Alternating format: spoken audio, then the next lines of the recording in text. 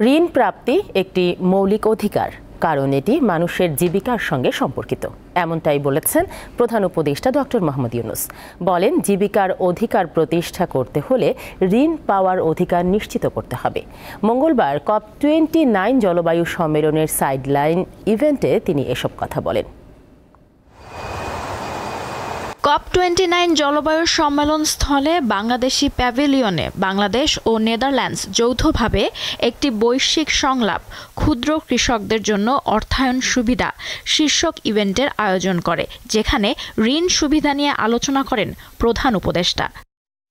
অনুষ্ঠানটি সঞ্চালনা করেন অতিরিক্ত পররাষ্ট্র সচিব রিয়াজ হামিদুল্লাহ। এতে উপস্থিত ছিলেন নেদারল্যান্ডসের জলবায়ু দূত বোরবন পারমার, ডাচ যুবরাজ জেইমি বার্নার্ডো। সারা বিশ্বে ক্ষুদ্র ঋণের জনক হিসেবে পরিচিত নোবেলজয়ী ডক্টর ইউনূস বলেন, যদি একজন কৃষককে ঋণের সুবিধা দেয়া হয় তবে সে উদ্যোক্তা হয়ে উঠতে পারে। প্রত্যেক মানুষের জন্য ঋণ একটি মৌলিক সুবিধা, কারণ জীবিকা নির্ধারণের জন্য যা যা প্রয়োজন তা আসবে যখন আপনি ঋণ সুবিধা পাবেন। ভালোভাবে একজন মানুষের চলতে হলে এই সুবিধা লাগবেই। প্রধান উপদেষ্টা বলেন, কৃষকদের জন্য ঋণ সহজলভ্য করতে দেশে দেশে গ্রামীণ ব্যাংক মডেল অনুসরণ করে ব্যাংকিং ব্যবস্থাপনা পুনর্গঠন করা উচিত।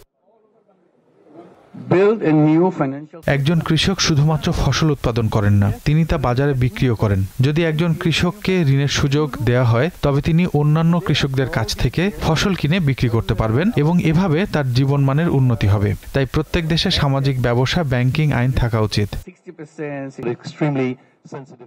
ঋণ, বীমা, বিনিয়োগ, গবেষণা ও অর্থ কৃষি উৎপাদন বৃদ্ধি করেছে। তাই বিশ্বজুড়ে লাখ লাখ কৃষকদের এখন এই সহায়তার প্রয়োজন। আমাদের এখানে জোর দিতে হবে।